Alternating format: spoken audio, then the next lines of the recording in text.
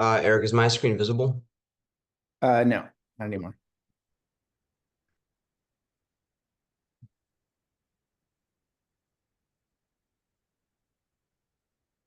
Yep. All right. Let me know when we should get started.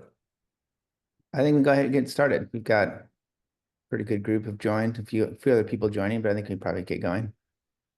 Excellent. All right, well, let's kick it off, everybody. Thank you for joining today's webinar. Today we're going to be talking about how agentic AI can supercharge enterprise decisioning. What do we mean by that? How can we improve both the speed and quality of decisions? We'll make the case for why decisions is where enterprises should actually focus their AI strategies. We'll talk about how and where AI agents can be deployed across the decision-making process. And we'll share some examples really across all the different use cases within agentic and generative AI in terms of improving decision-making performance. We'll then actually finish up with an overall demo of the end-to-end process that Eric's going to lead. During the presentation, feel free to post any questions. Eric's going to help moderate throughout it, so he's going to pause during our discussion today so we could answer those questions both in real time, but also we'll save about 5-10 minutes towards the end for a more open forum. Additionally, if there's any additional questions that we want to cover, please feel free to reach out to us. We'll, on the last slide here, we'll have both Eric and my emails, so feel free to reach out. Quick note, we've got a pretty broad mix of people here today, both technical and non-technical as well. So we're not going to get too much into discussing the underlying data and technology infrastructure outside of our own decision intelligence platform, but we're happy to get more on the technical aspects in subsequent conversations. Again, feel free to reach out to one of us. And then I'd be remiss if I didn't mention, if you'd like a demo of the actual platform, please feel free to either email myself or you could book a demo on the actual website. Okay, so now that we've got the administrative stuff out of the way, I just want to introduce the two speakers. With me today, I've got Eric. Eric, why don't you introduce yourself? Hi, everybody. I'm Eric Larson. I'm a co-founder, chief product officer at Cloverpop. Been developing enterprise software for a long time. Prior to Cloverpop, I worked at Macromedia and Adobe, building out digital marketing platforms back when people thought that marketing was purely intuition and artistry. And now we realize actually marketing is a lot about numbers and the digitization of marketing. So about 10 years ago, switched my focus from transforming marketing to transforming decision-making is really kind of the last frontier of digitization so that we can bring the decision-making process into the digital world, and AI has dramatically accelerated that opportunity. So excited to show you more today. Yeah. And hey, everybody, my name is Lanny Royberg, co-founder, chief commercial officer of Cloverpop. Started my career out in strategy consulting at Kearney. I think we actually might have some Kearney friends here in the webinar. And then, the majority of my career in data analytics at 4i and then subsequently at Fractal AI. And one of the key things that we identified at the time was what we described as the data to decision disconnect, right? Lots and lots of effort and capital and time invested in acquiring various data sources, integrating into our systems via data lakes, trying to democratize that information via business intelligence applications, adding analytics on top of it to be more predictive. But at each moment, we saw there was a fundamental gap between the analytical recommendations and the actual decision making of the organization, right? And we have to acknowledge that decision making is still largely a human endeavor. And so that's where we set out on this mission to create Cloverpop, leading decision intelligence platform that fundamentally combines both the human plus the machine together to directly improve the actual decisions of the enterprise. So we'll talk more about that today. Now, as you all know, we're representing Cloverpop. Cloverpop is a leading decision intelligence platform. We work across consumer goods, pharmaceutical, manufacturing companies. Some of the leading brands in the world leverage Cloverpop to really supercharge their decision making. And we write quite a bit on that topic. So, feel free to find some of our thought leadership again on the website. Okay. So again, thank you all for joining, and let's jump into the actual topic. So as we do that, let's maybe, step back in time a little bit. Not too long, just a couple years ago, right? Back to OpenAI's public launch of ChatGPT. It really marked a watershed moment, shifting, generative AI and, other AI capabilities from theoretical hype, some niche deployments within data analytics groups, to really tangible public-facing impact. And this event really catalyzed an explosion of interest on the topic. Both not just from interest, but investment, enterprise experimentation across every single industry. And overnight, or seemingly overnight, it turned AI into a boardroom priority. Executives started racing to really understand, adopt, and try to scale that technology. And they didn't just start playing around with it, in small bits here. They committed vast amounts of resources, capital. They've, embedded AI into their overall enterprise strategy. During that time, we saw CFOs talking about their AI strategy and what seemingly felt like every single investor call. Large brands established, partnerships with leading technology companies and promoted it quite heavily, right? And so why did we do that? Well, because the expectations and the ambitions for generative AI and AI are massive, right? So Gen AI, some of the promises here, that can automate up to 1/3 of the work hours in the US. It's projected to raise the global GDP by approximately 7%. Let's just think about that for a second. That is the equivalent of adding an entire G7 nation to the global economy. Gen AI can also improve the productivity of highly skilled workers by up to 40%, right? So massive productivity gains are promised, right? Now, I'm not making a comment on are those too aggressive, not aggressive enough? Will it ever, show up at these types of numbers, right? But fundamentally, we do believe that Gen AI, will be reshaping work itself. It's going to change where and how employees create value across the enterprise. So if we think about today, right, we have pretty, relatively senior, highly skilled, workers, and they spend a lot of their time on basic tasks like retrieving data, trying to analyze it, answering basic questions, quite often from, somebody else. Now, these steps are, of course, necessary, but they're very time consuming and repetitive. So what's the result? Bottlenecks in really turning the data and insight into action, and a large talent pool that is really underutilized. So how can we shift them to more strategic tasks, right? And so that's where we see AI will really play a big role. It's going to automate a lot of that front end of that information work, retrieving, analyzing, answering questions, and it's going to create the space for our, team members, the employees of organizations, to focus on higher level work, synthesizing the insights, refining recommendations, and really focusing on how do we capture the value in the market. Execution, right? Now, if we go back to, the initial wave of AI deployments, right? So many organizations took what we'll call, a disparate use case-based approach, rolled out virtual assistants, chatbots, marketing content tools, adding LLMs to business intelligence capabilities. Now, while this experimentation created momentum, it also led to a sprawl of very disconnected AI efforts, right? And so what was the result? Quite often limited ROI, more technical debt, a lot of strategic cohesion, talent gaps, right? And we've seen this before, right? I'm not making a judgment that this was a failure. I'm just saying this was the evolution of we'll call it a phase one of the technology, right? But lots of enthusiasm with the new technology. It led to some fatigue, some disappointment when the initiatives, weren't tied to clear objectives, when they weren't connected to business outcomes, as we, did not take the time to really rethink process or talent upskilling, right?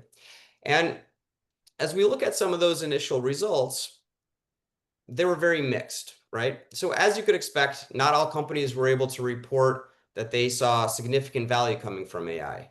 In fact, based on BCG's AI Radar survey, only about 25% of the enterprises surveyed mentioned that they saw significant value coming from those AI pilots.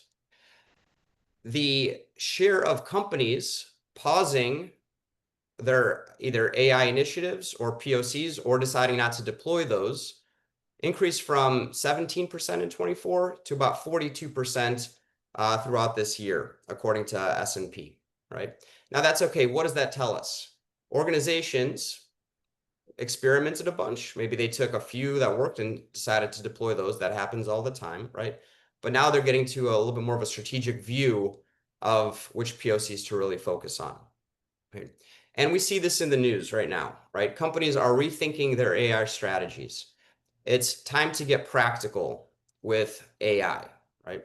So we saw, for example, Johnson and Johnson started with the process of let 1,000 flowers bloom, right? 900 pilots ran, but now they're starting to pull back on those and think much more strategically. Some other companies that really went all in on trying to change, their foundational processes, like Klarna, like Duolingo, have started to backtrack on their AI deployments, right? But fundamentally, what's the overall sentiment around CIOs? Playtime's over. It's time to get practical, right? So as we're getting practical, let's maybe just take a look at what are the key lessons that we want to, take forward, right? So we're going to take a look at, 3 different failure points that we've observed and really go through the what, the so what, and then what's the key takeaway, the now what, right? Now, before I get into this, I will say there's many, many different lessons. This might not be holistic, but at least in our discussions with enterprises, these are the key 3 themes that continue to come up, right? Failure point 1, hype over value. AI was launched with lots of different scattered pilots, like we just described, without clear business priorities or business value cases, right? So what happened? Most efforts fizzled, produced really cool demos, cool use cases, but very little enterprise value, right? So what's the key takeaway from that failure point? AI must start from defined business outcomes, value, and strategic alignment, and work backwards from there. Number 2, models without mind shift changed, right? So we've deployed a lot of sophisticated tooling, a lot of sophisticated models, but we did not adequately upskill the talent, adjust our process to actually facilitate the use of those capabilities, right? So what then happened? Adoption of those capabilities stalled, those workflows strayed, right? Some teams lacked the trust or ability to actually integrate or engage with those capabilities in their actual work process, right? So what's the key takeaway? The real impact is going to come from when we design those AI capabilities around our people to support how they work, how they collaborate, how they decide, and how they act. And then number 3, information without insight. So AI provide us with lots of new content, lots of new analysis, lots of new information without the clarity on actually what matters or what doesn't, right? And so we've got a lot more signal coming through, right? And so teams are more informed, but are we sure of what to actually do next? And so AI must evolve from generating more information to really surfacing the key insights, focusing our attentions, and then really framing it on how do we turn to action. If I was to summarize these 3 key points, right? AI creates real value when it's 1, anchored to business goals, 2, designed for how people work, and 3, built to turn information into action. So we're going to make the case that why would you not, if those are the 3 key takeaways, align your AI strategy around the foundational building blocks of decisions, or sorry, foundational building block of business, which is decision making, right? So what happens within a decision, right? We have to combine both our information, our data and analytics, all those different capabilities, our human experience, our expertise, the business context and business process. Those 3 elements have to come together for a decision to be made, for an action to happen, for value to be generated, right? Number 2, this is from a great study that Bain created. We use it quite a bit. But they found that financial performance, right, or decision quality has a 95% correlation with the financial performance of an organization. Organizations that optimize their decision-making practices for making sure they have the right frameworks and processes in place to make sure they have the right people in place to actually doing the postmortems, they outperform their peer groups by about 5x, right? So decisions matter. They're connected to the business value, mentioning that my first point below. And it's the most ubiquitous activity within an organization. Organizations, Fortune 500 companies, make about 10 million decisions per year, from the very tactical decisions to the operational, how do we change price, to the very strategic acquisitions and divestitures, moving into new markets, white spaces, things of that nature, right? So decisions is the opportunity for us to really focus our AI efforts to drive that business value, drive adoption. Okay. So let's talk about, decisions a little bit. So what's in a decision, right? Okay, we need to make a decision, and as I'll use an example. How do we optimize our media spend ROI? Okay, if we need to make a decision around that, we're going to need to ask ourselves certain questions. Those questions typically will have, multiple different team members who are experts in that area, either within the team or cross-functionally. They're going to have access or expertise in different types of analytics, access to different tools, access to different insights. So they're going to access that information. They're going to get together. They're going to start working on synthesizing it, discussing it, creating that recommendation. And then that decision is going to be then made by that lead, right? And so what did I just share here? Coming back to those three key takeaways, right? It's going to be connected to those business goals. Number two, aligned to how people work. And number three, built to turn information into action. Okay. So let's get into how we think about decision and how do we think about applying AI into decisions, right? The first is, let me present a general deconstruction of a decision-making process, right? In reality, it's a little bit messier than this. We don't flow with it every single time. But fundamentally, we could break down a decision-making process into 5 key components, right? The first thing is the decision trigger, right? So something in the market has changed, a situation has changed, something has shifted the status quo, or on some type of a cadence, we need to either try to sustain that status quo, right? So decision trigger. Once that decision is triggered, what do we then need to do? We have to understand, what is the decision we need to make? What are the key questions that we have to ask? And who within the organization can either provide input or own that decision process? We call that decision modeling and orchestration, right? Once we have that framework for a decision, we have a plan to then go say, we're going to go make this decision. We have to then go get the right data, interpret that information, synthesize that, develop the recommendation, and then finally get that approval. Once we have that approval, we're going to go execute against that decision. Finally, we're going to track how that decision is made, whether it's good or bad, what could have been improved. And that's where we could then learn and optimize on decisions. Now, in Eric's and I experience, I'll tell you number 5 is probably the least, most followed out of these 4 overall elements, right? But essentially, in a best practice decision environment, these are the 5 different areas that you would see occurring, right? Now, AI could be deployed across all of these different elements, right? So from the decision trigger, right? Decision trigger, you're applying AI, it's going to be continuously monitoring both internal and external data to identify some of those critical signals, right? We'll show an example here in a minute, but looking at the various leading and lagging indicators, how they connect, what's changed, and then therefore prompting the individual to say a decision needs to be made. Once that individual has been prompted to say a decision has been made, right? AI is going to support in actually framing the decision. What are the key questions that we need to answer for us to make the optimal decision? How do we make sure we're considering all the different components to actually make that best decision? As well as identifying who in the organization can provide that input, who's best prepared, and where in the organization can we access the data? What are the data sources that could help inform, if at all?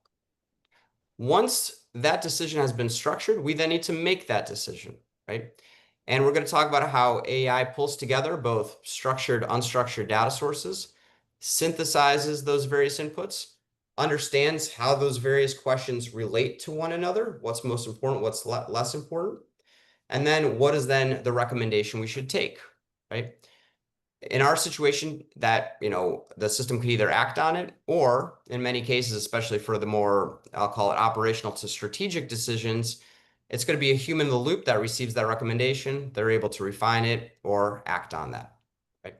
And then finally, that decision is captured in a system of record. This is incredibly important. And then we could begin to derive patterns from our decisions. We could see which decisions provide good outcomes versus bad outcomes. And then we could continuously improve those future decisions based on that feedback loop. Okay.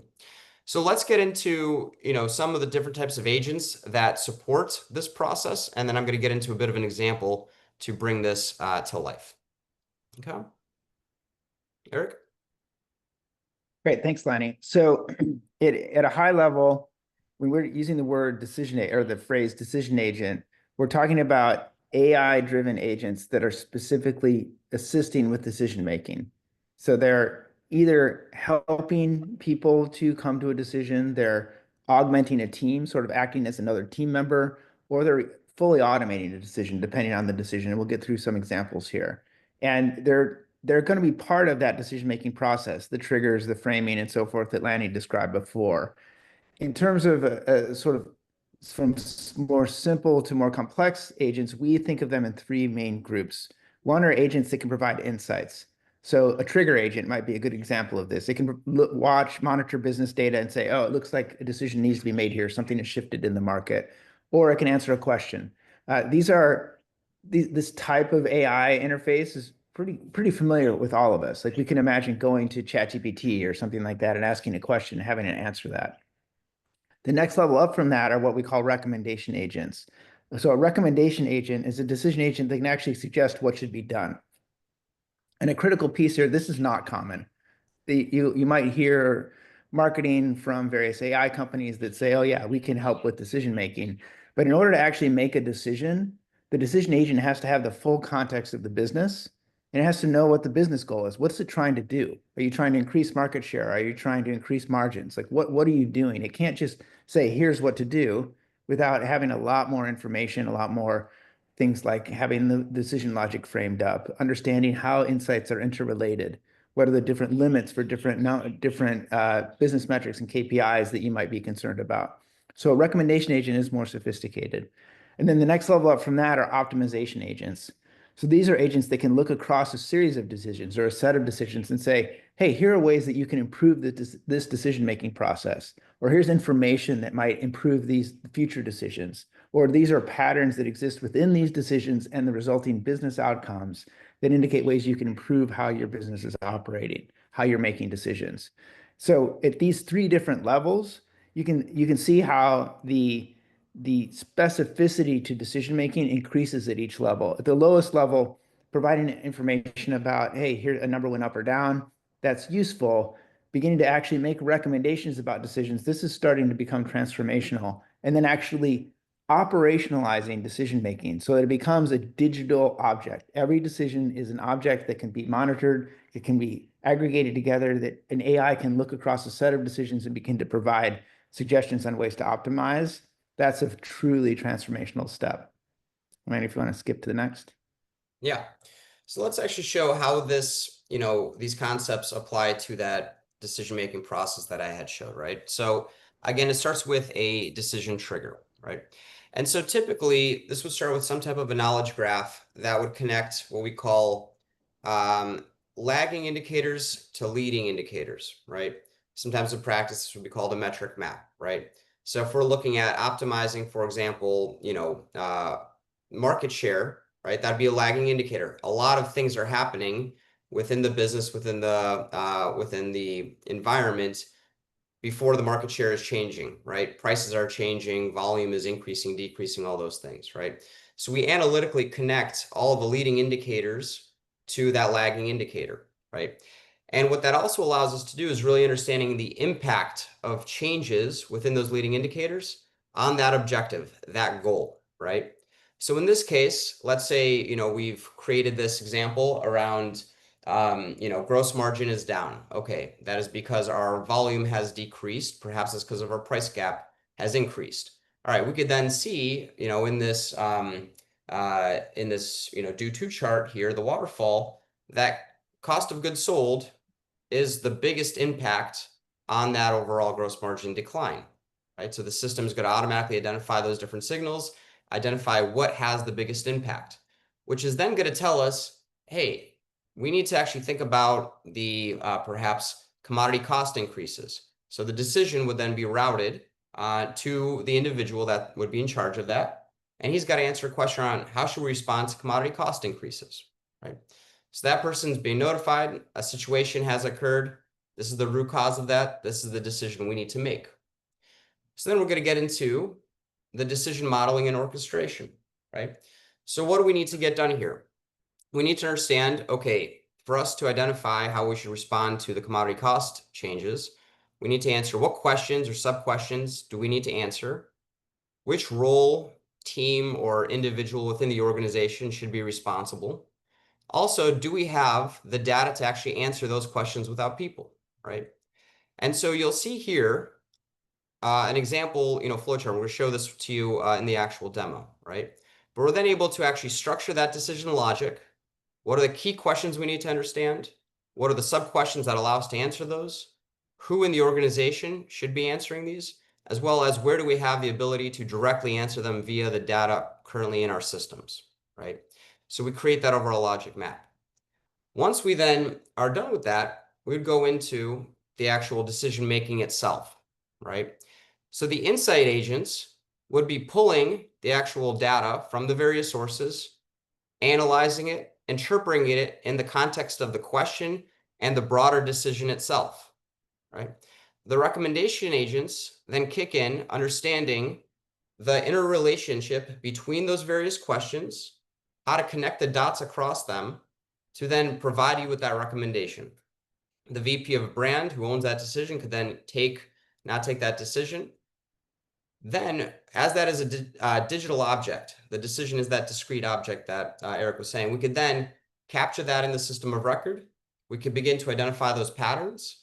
And so from that, all of a sudden we'd be getting more decision insights, right? When do we make good, under what conditions do we make good or bad decisions? How can we improve those decisions? How can we improve the future frameworks that we're using to inform our decision making, as well as providing recommendations throughout the decision-making process via those feedback loops, right? The core element to all of this is what we describe as what's known as the knowledge graph, right? And so here's just an example of one where we're connecting vertically here. What is the business decision to be made, right? Do we need to optimize our media spend? What are the key business issues that we need to address or answer? What insights are required for us to answer those? What are the derived variables that we need to capture from the data? And then what are the data sources that we need, right? And now every single time we add a new data source, these knowledge graphs could become smarter and smarter and smarter, answering more holistically that overall question, right? And then once we have that knowledge graph, we could build those agents on top of it. We could then either augment or automate the decision-making process to drive both the insights and the recommendations, right? So just a bit of an example in terms of, a potential solution scheme or how we might think about this. For another example, we'll call it, Salesforce optimization, right? So in this case, we might have, certain data sources that we could leverage. Sales goals, rep performance, territory trends, product velocity, things of that nature, right? And we're going to set the decision triggers to start looking at things like what's the gap to goal deviation? What's the overall rep performance in the bottom decile for a specific campaign or a KPI? Where do we have low visit frequency? Where do we have declining sales velocity? And many more. We're also going to overlay that with the different business logic, the rules and logic, right? So things like prescriptive planning, right? What is the best sequence to actually deploy a sales force? Anomaly detection, right? What are those key underperforming trends? Is it versus, personal baselines for the individual sales reps? What is the overall risk and impact scoring, right? How do we actually rank the opportunities of the different, field sales agents based on potentially urgency, business value, things of that nature, right? Those inputs are mapped based on that knowledge graph, connecting to those different data sets, connecting it to that metric map. And then we then overlay that with that agentic system, right? And that's going to be a combination of various logic trees, vector search, neural networks for feed-forward network. And then for natural language to layer on top of it, we would use Gen AI. And so what that would then output is a dynamic action plan, right? That every single day is going to be sending the, Salesforce specific recommendations and decisions to take on which customers to go visit, which customers to call, which ones to follow up with that have the highest probability of success. Now, these the overall agentic capability, the decision agents and the agent capabilities that support those could be deployed in different ways, right? And Eric's going to talk about really the level or the spectrum that these could be deployed. Thanks, Lanny.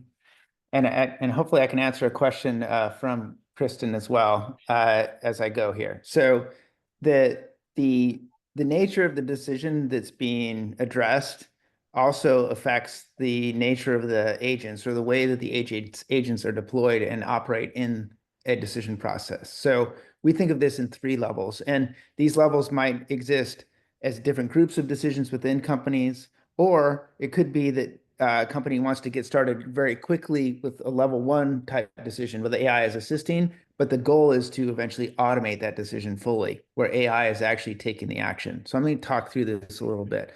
So at level one, this is something that takes days to deploy. These numbers are based on using the Cloverpop platform and our experience with customers. So this is a human-driven decision, but AI is providing assistance. And this can accelerate decision making by up to 2 times faster.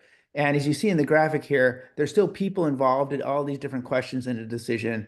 But DSight, which is our overall brand name for our AI agents, DSight is providing assistance to these people who are part of this decision.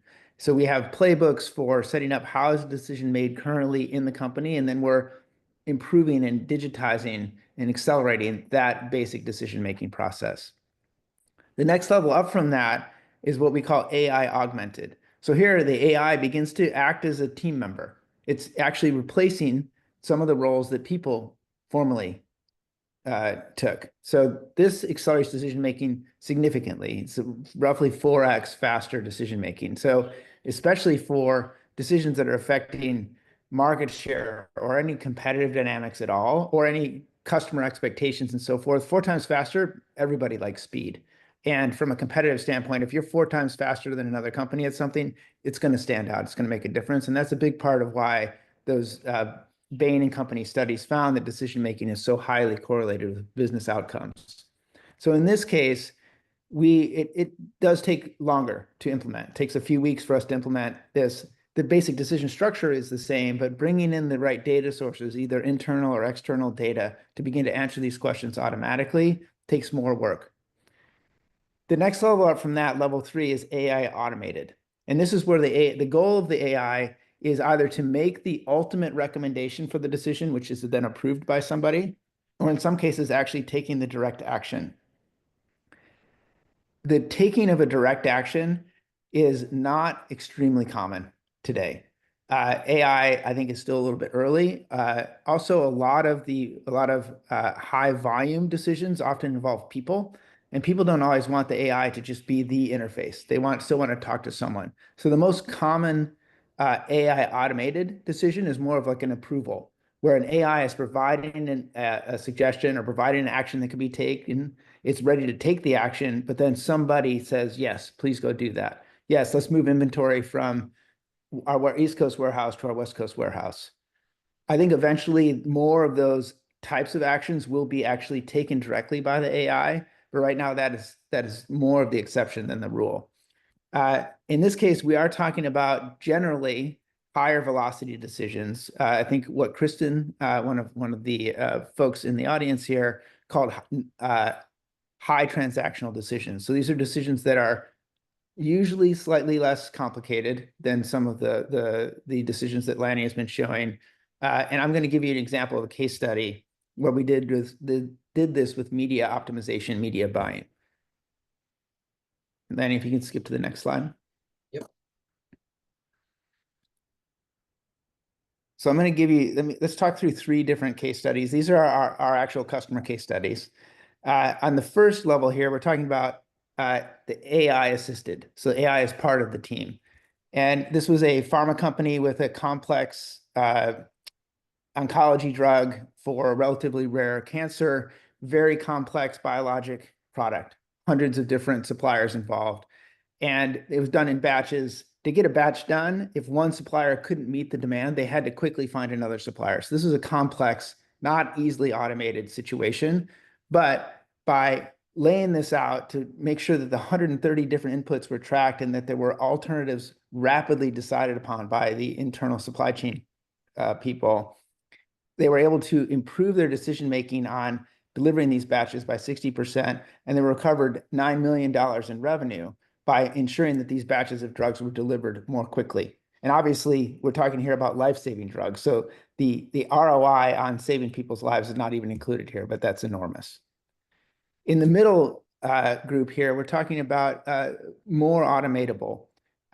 In this case, it was a large CPG, more food-oriented company, and they wanted to improve their brand performance. Obviously, brand is a lot. If you're selling chips, you want your chips to stand out in some way. Usually, the way you do that is through marketing, through branding.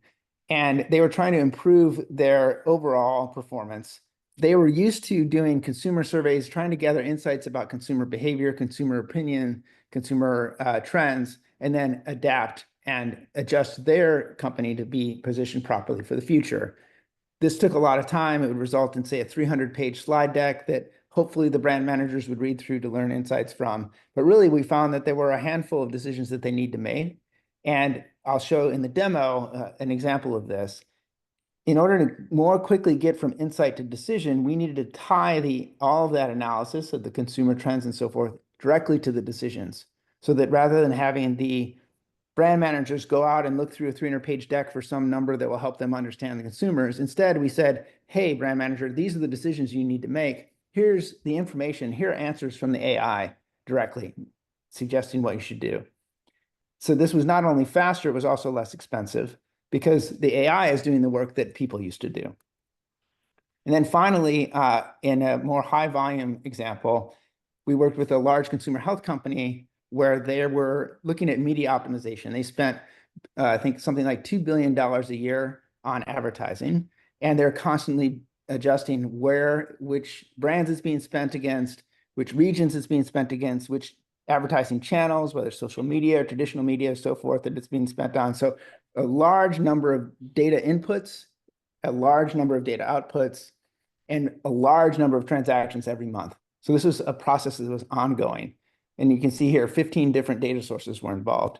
In this case, we were able to significantly accelerate the time to insight, which is the amount of time required, shortened amount of time required to know, oh, we should shift from this brand to that brand in Germany, for example. Do that more quickly, and also reduce costs. So that was a far more automated, where basically the AI could provide, hey, here's a set of recommendations of where to spend money and how to shift spending in channel or brand. And then people could just approve and say, yeah, let's do these things. If you want to skip forward, Lanny.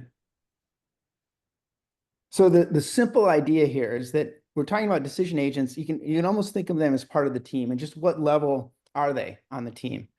In the AI assisted, they're helping to improve decision making by helping people to do their jobs better.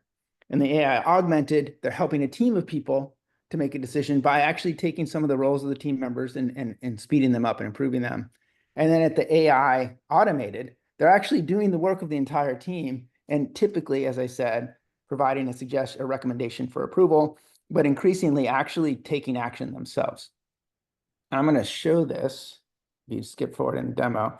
So just very briefly, I'm not going to show you the full platform, but I'm going to give you just an example of how the AI itself works. Let me see here. Let me double check the questions. Okay. So Kristen, let me know if I answered your question there, and if not, I'll come back to that after the demo. All right. Lanny, if you can prove me to share.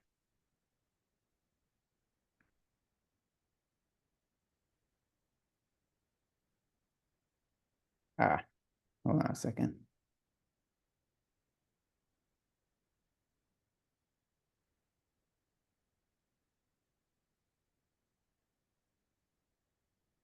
Hey, Lanny, I'm gonna have to jump back out. I had a software glitch. I'll be right back. Okay. While Eric is rejoining, let me know if you have any questions. Feel free to just try something in a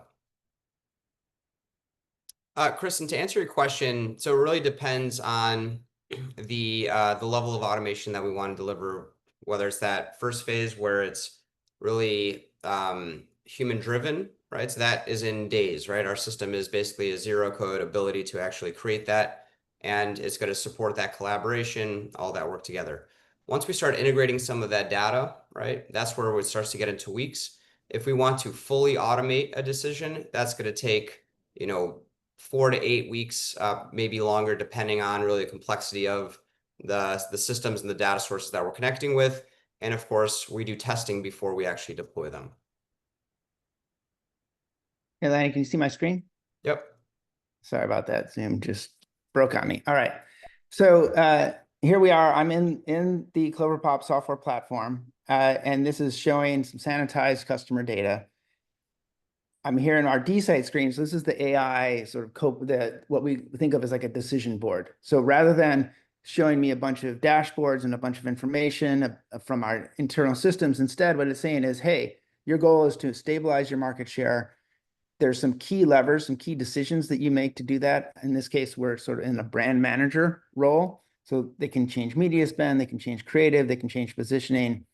Rather than showing a bunch of data, instead what we're showing is the recommendations from the agent. So the decision agent here is saying, hey, yeah, it looks like your creative is probably something you should change. So there's a little flag here where creative needs attention. So I can go, in this case, actually go directly to make a decision. And I want to show you how the AI is actually providing, in this case, a full set of answers. So in this case, the AI could actually make a recommendation that the person could approve in order to adjust creative. That's what this little D-site logo means in each step. I'm going to show you though that it's real in reality, although this is a great demo and I could just go through, just click and say, hey, look, the AI did it all. In reality, each decision does have a need for human input, or at least very, very frequently it does. Because every decision does change just slightly. And importantly, very few companies have detailed records of all the decisions they've been making for the last 5 months or 5 years or 50 or 150 years. There aren't decision records yet. That's a big part of the value proposition of our platform, is that we're building those decision records. And as we all know, the training data for AI is the critical link to the quality of the AI's responses. So we are building that training data as we go. So I'm going to create a decision here based on this question. And I'm just going to skip through these steps quickly in the interest of time. Now, here we are in the decision logic tree. And what you can think of what I'm doing now is like a no-code, business user-oriented way of creating a decision agent for this decision. So I could just go with this decision as it is, and the AI would provide an answer. In this case, though, imagine I'm a brand manager who's focused on the Hispanic market.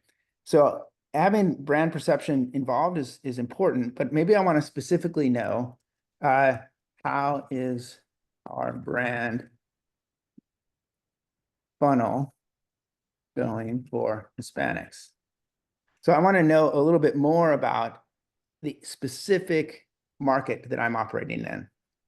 So as I was going, you can see that the AI down here is making suggestions about different brand-oriented metrics specifically related to Hispanics, and I can add that to the decision.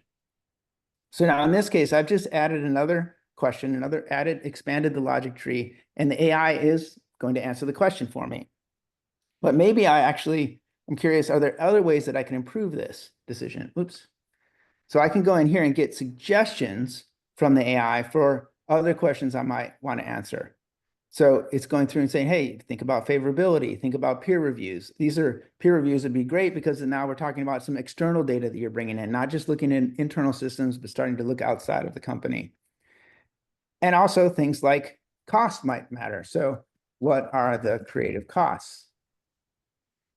Now, this maybe not exist in any current system, so I'm going to actually ask somebody to go out and get the information. I know Sam in this case is the guy to do that. I really need him to do that. So now we're bringing people in, and I'm going to add Sam as a collaborator to this decision. So he's going to be part of the decision-making process. So Sam's been added. We're ready to go. I'm going to start this decision. So once I've started the decision, we've got AI ready to go on all these things, but Sam needs to step in and actually answer this question before I can make the decision. I just want to pause here for a second. Think about the way that this operates today. Typically today, all these little Ds would have, instead of DSite, an AI agent ready to step in a second, would have a bunch of people who have to find a way in their day-to-day work to answer these different questions. There's probably a bunch of meetings to coordinate and understand, well, what is the context of this decision? What are you trying to do? Hey, have you done that yet? And so forth. We've reduced that now just down to Sam. Sam has to do his work though. So I'm going to sort of masquerade as Sam here. And I'm going to add, in this case, a file that has our creative agency quote in it. So now Sam has added this information. He still has to say, well, how much does it actually cost?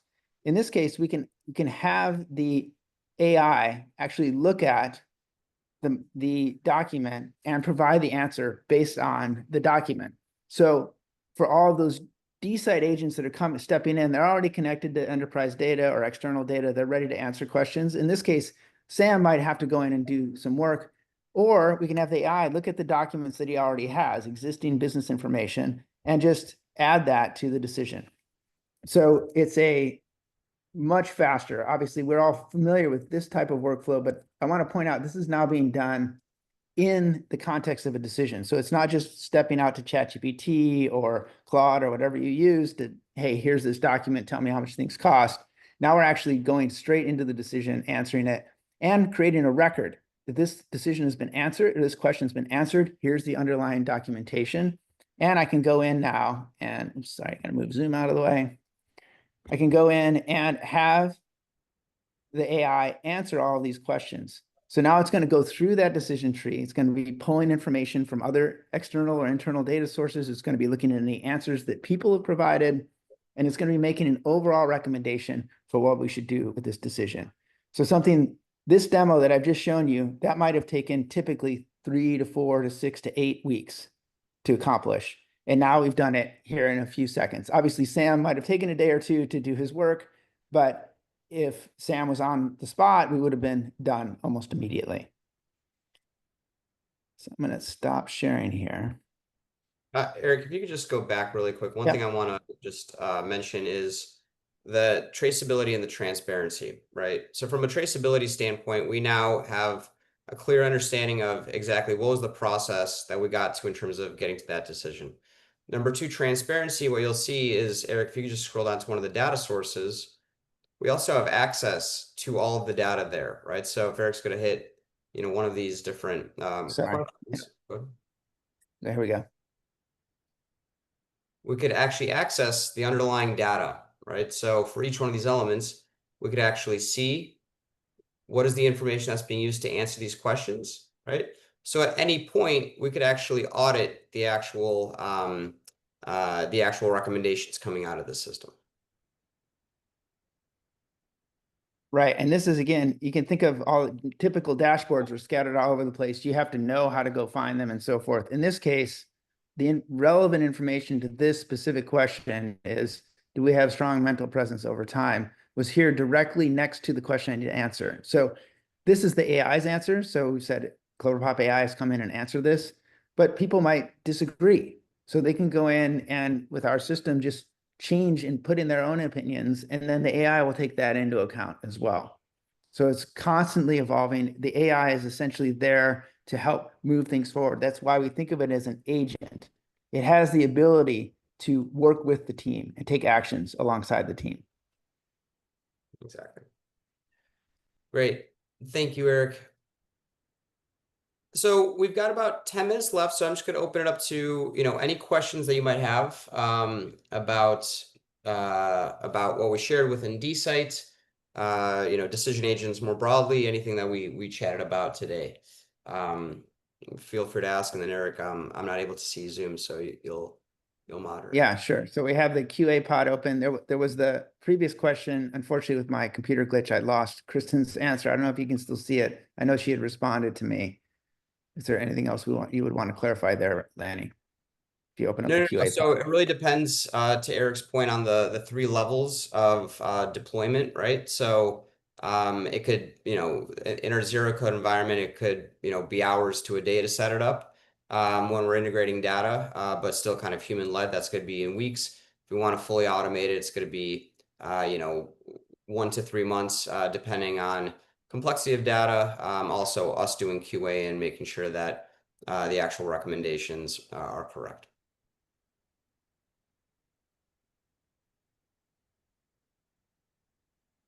So, Lanny, I think one other question is that I'm going to simplify it a little bit here. In terms of implementation, like what are the typical steps when engaging with the customer to get one of these things set up? How does that go? What's your Yeah. So once we define the various decision areas that we want to focus on, we have a process which is essentially called decision mapping, right?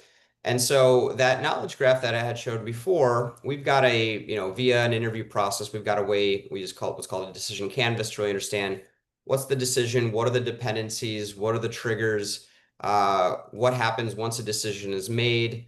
We also want to understand what are the key pain points, and then understand the actual business logic that is being used.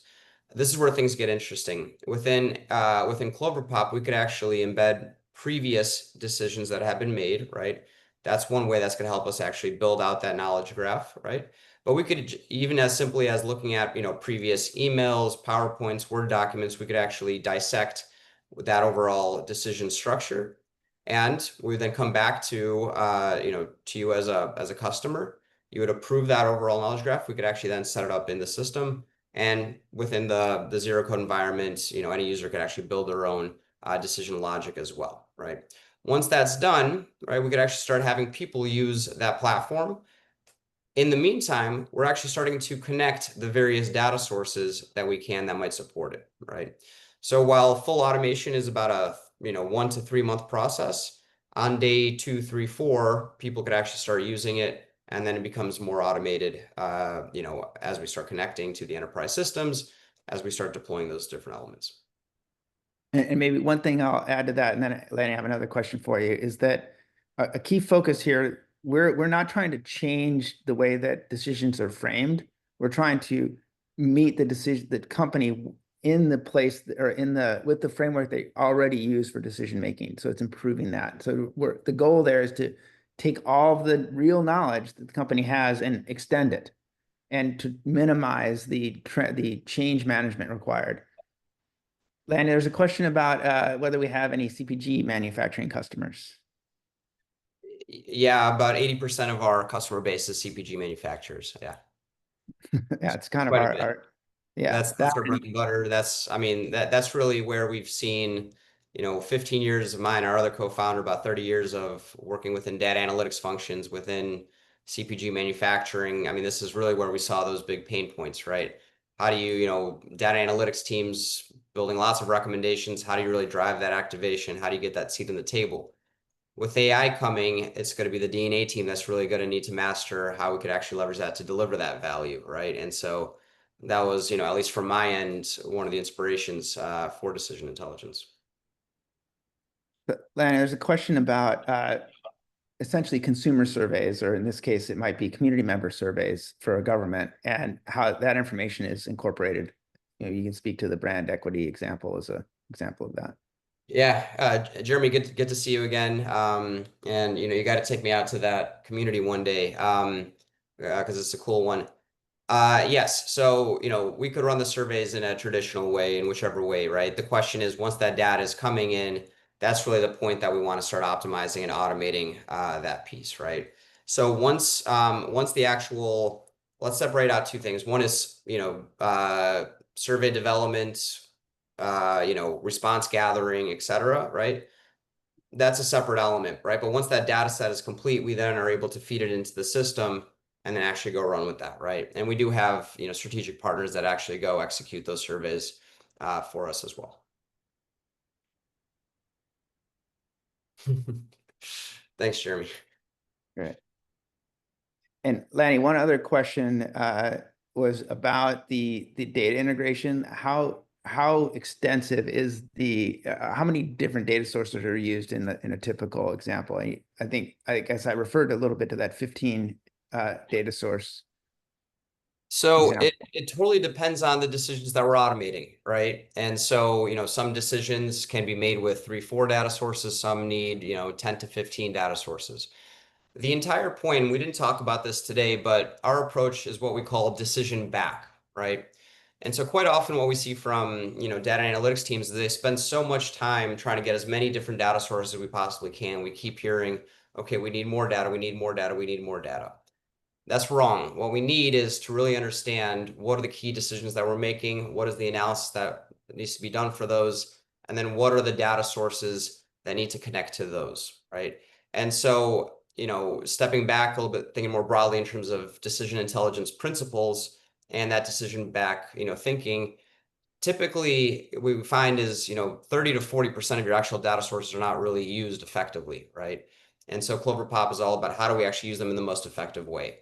But again, to answer that question directly, totally dependent on the type of decision that we're working with and building that knowledge graph and that logic structure first, and then only pulling in the data that's required. Again, that could be from one source to I think the most complex thing we've seen is probably 15, 20 data sources.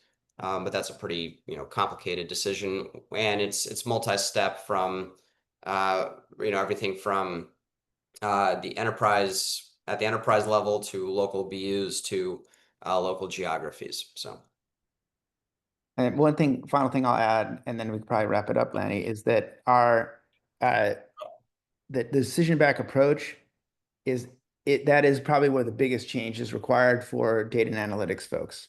It's typical to for data analytics folks to think, I'm going to go out into the business and I'm going to say, here's what I can do for you. What help do you need? Right? It's like, here's my toolbox. Decision back thinking does require a big mindset shift for the data and analytics folks, where they need to go and say, what decisions are you trying to make? And then how can we help with that? It's a different approach. It's not, here's all the data we have, which of this data do you want? Which is the way we think now. It's the way that honestly almost all companies have thought for decades, is how can we make use of this data? How can we make use of this data? Let's find ways to make use of this data. We're saying that maybe not, right? If you start with the decision and come back, you'll see what data is actually important for decision making, which is frequently not the same as the data that's most easily accessible or the data that you've been selling or using or internally proselytizing for a while. The decision back switch is a big switch, and it elevates data and analytics within the organization and elevates the ROI. And it's really, I think, the big unlock for unlocking the ROI of AI as well. Got to start with decisions and work back from there. So Lanny, if you want to wrap it up. yeah, well, thank you all for joining today's webinar. I really hope you found it useful. Again, let's stay in touch. My email is listed here as well as Eric's. After this webinar, we're going to be sending you the webinar presentation. So if you weren't taking detailed notes, that's all right. We're going to send it to you right after.